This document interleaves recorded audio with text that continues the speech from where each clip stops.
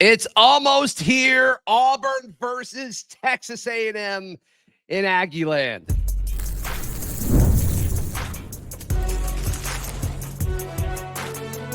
You are Locked On College Crossover, part of the Locked On Podcast Network. Your team every day.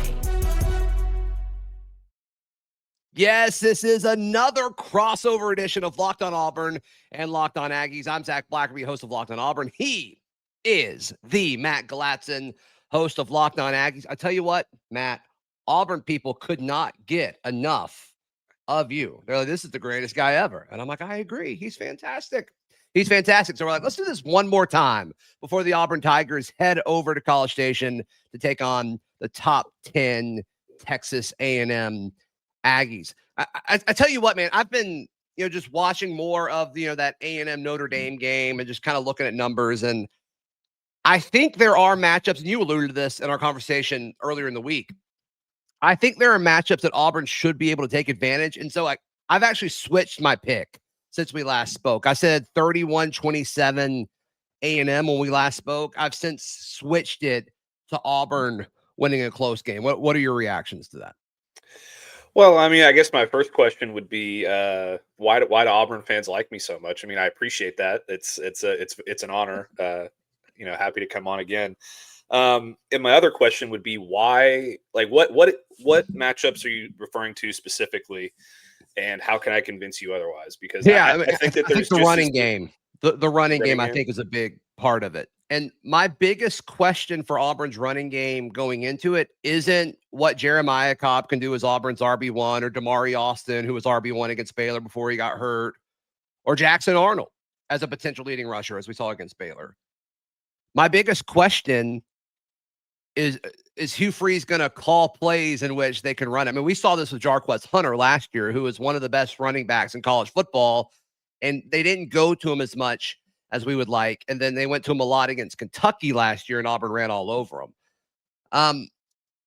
We saw a little bit of that against Baylor, and I'm curious just to see how Texas A&M will try to defend this RPO offense that Hugh Freeze has. But I think if runs are given, and if Jackson Arnold is tasked with keeping the football, or Jeremiah Cobb gets 8 to 12 touches and Damari gets, 5 to 8 touches, I just think that's a matchup that favors Auburn, and we'll see if they're able to kind of keep the football, win the time of possession battle. And I think in a game like this, where you keep that explosive Aggie offense off the field, I think over the course of 60 minutes, that gives you a chance.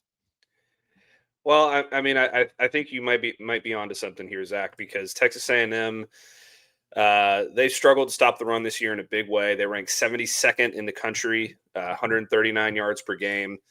And it's not like they've been playing Penn State and, some of these other better rushing teams in the country all season long. UTSA, for example, is a team that they faced earlier this season. And they UTSA do have run in their mascot name, though. They do. That's fair. They do, but they ran for 203 yards against Texas A&M, average 6.2 yards per carry.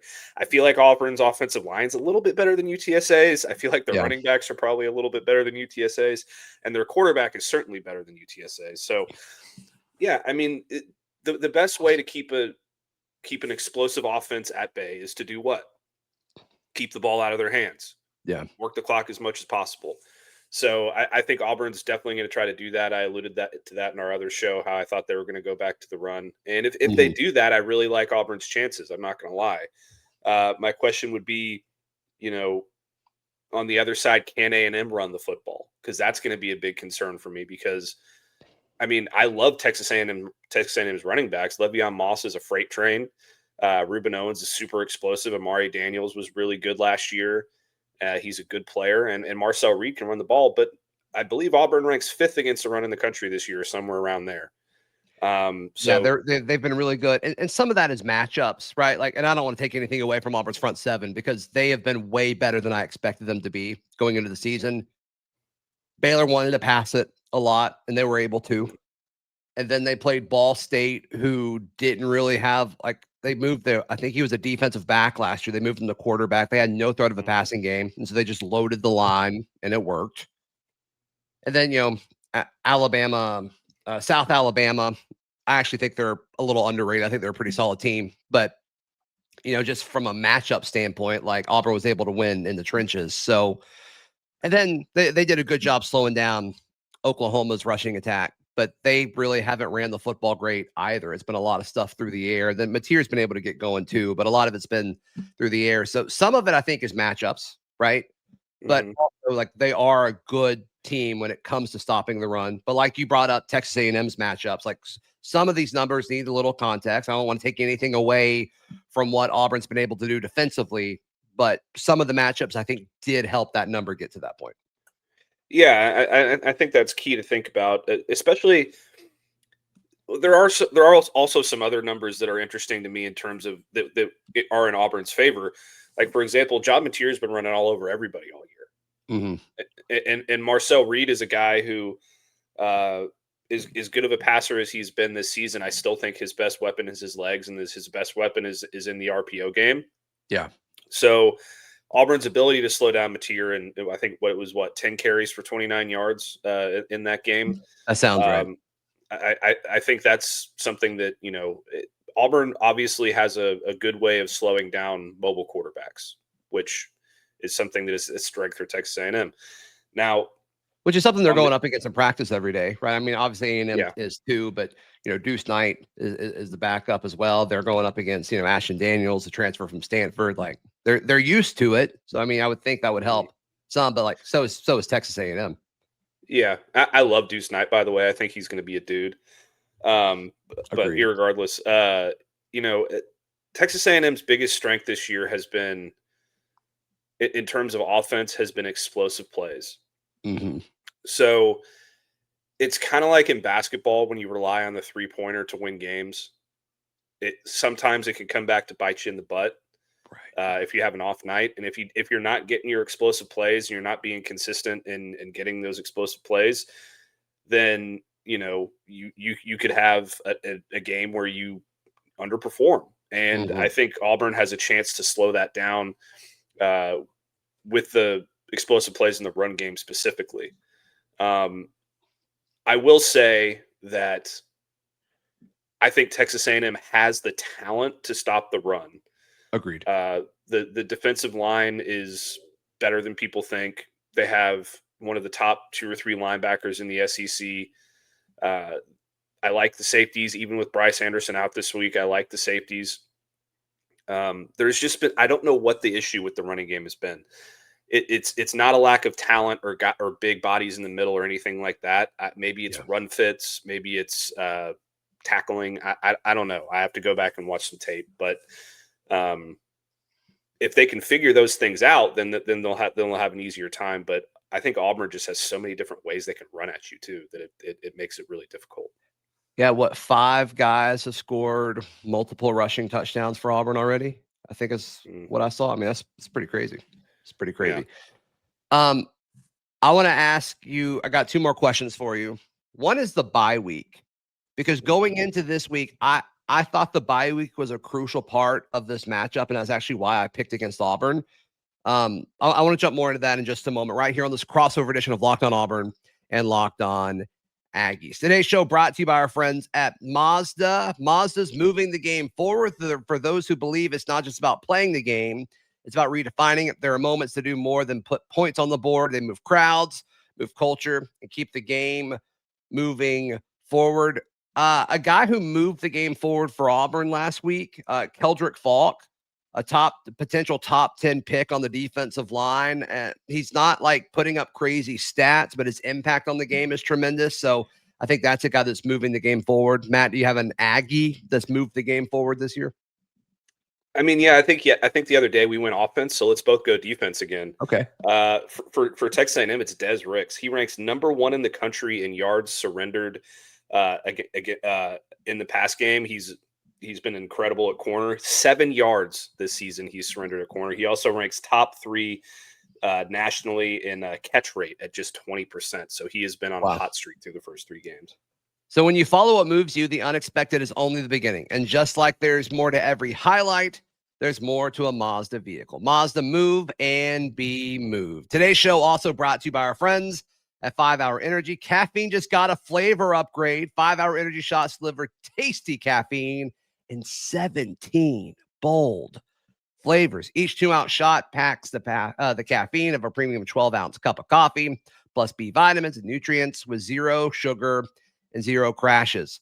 Look, you're going to be like moving, folks, later. You're going to, mid-afternoon's going to hit. You're going to need to pick me up, and nothing like a 5 Hour Energy to finish the day. Yeah, I might even get my hands on that Gamer 12-pack, to give it a little extra boost because I'm going to need it, man. 5 Hour Energy is a way to get it.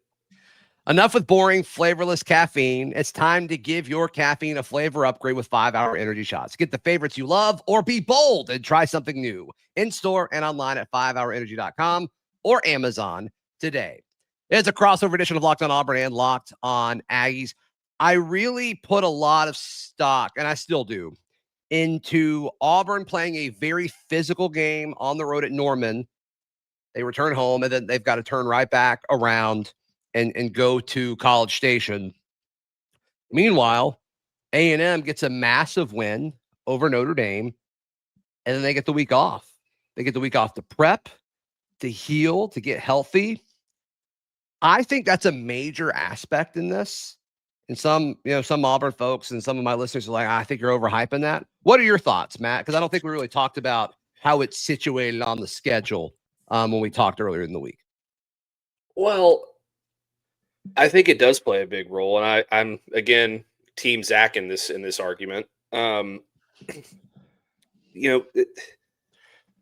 There's something to be said for coming off of an emotional loss, and especially one where the referees completely screwed you, and it was a really hard fought game regardless. And it's like one of those things where it's like, how do you respond the next week, going into another tough environment as an underdog with a team that has a super explosive offense? If Texas A&M comes out and scores on the first drive, does Auburn just come out like, we're tired, we're beat up, like what do we have to do? Right.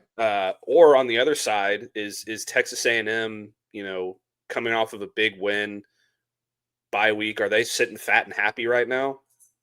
Like, man, we just beat a top team on the road and on national TV. Marcel Reed's a Heisman candidate. Are we going to come out and blow out another unranked team? Like, we're sitting pretty. I think those are like the mental aspect that goes into it for each team. Physically, I do think it gives Texas A&M an advantage because that was a really tough game against Notre Dame. I know it was high scoring, a lot of tough hitting in that game. Scooby Williams got banged up. He's one of their best linebackers. He's still questionable for this game. Obviously, they lost Bryce Anderson. But it also, I think the biggest thing that it does for Texas A&M is it gives them 2 weeks to study tape on Auburn and figure out how to fix their issues stopping the run, which is Auburn's biggest strength right now.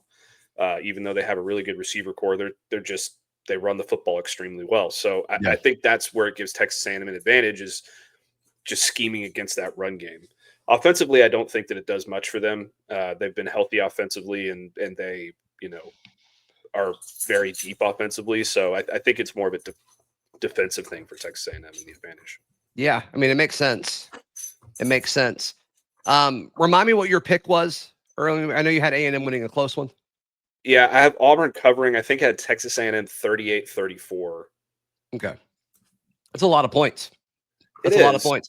FanDuel has the over-under at 52.5, and that just seems low to me. Yeah, I mean, so the score is going to be 28-25. Like, I just don't see that happening. The offenses are just too good right now, I think, on both sides. I think there's going to be explosive plays on both sides. I think these coaches, like Hugh Freeze, wants to score a lot of points this week, obviously. Yeah. Colin Klein has been scheming up explosive plays game after game after game. It just feels – and maybe it's 28-25 in regulation and we go to overtime. I mean, Vegas is full of, psychics and stuff. So maybe we go to another overtime game like we did last year, which I don't want to see happen. I can't. I just can't deal with that right now. I can't do it. I can't do it. Hey, it's great for ratings and for page views and all those things, but for us, it's exhausting and we don't want to. Oh my goodness, yeah, it would be exhausting. That's a nice word to use. Let me ask you this: if it's higher scoring, who does it benefit? If it's lower scoring, who does it benefit? I think if it's lower scoring, it benefits Auburn because that means they're holding on to the ball. They're winning time of possession. They're running the football really well, and they're keeping Texas A&M's offense off the field. Yeah. I think if it's higher scoring, it means Texas A&M's hitting on those explosive plays to Mario Craver and Casey Concepcion. So I think, Auburn, I just said Hugh Freeze wants to score a lot of points. I mean, every coach wants to score a lot of points, but I think that it would favor Auburn if this was a low-scoring running the football game more so than, a battle through the air, which I think that Marcel Reed be like 21-17. Like, I think Auburn would take that in a heartbeat. Absolutely. And I think that Marcel Reed is better equipped right now to win a battle between passing quarterbacks than Jackson. Fireworks. Right. Yeah. Yeah. So, yeah. Matt, one more time for all the Auburn folks watching, how can they check out everything you've got going on? Locked On Aggies on YouTube, Apple, Spotify, all the places where you find Zach. Just search Locked On Aggies, and on X at Matt Galatzan, and Texas A&M Aggies on SI. We do a lot of good content over there as well. Yep, and for all the Texas A&M folks, same way you find Locked On Aggies, you can find Locked On Auburn. Just search Locked On Auburn wherever you get your podcasts and on YouTube. For Matt Galatzan of Locked On Aggies, I'm Zach Blackerby of Locked On Auburn, and this has been a crossover edition brought to you by our friends at the Locked On Podcast Network. Your team every day.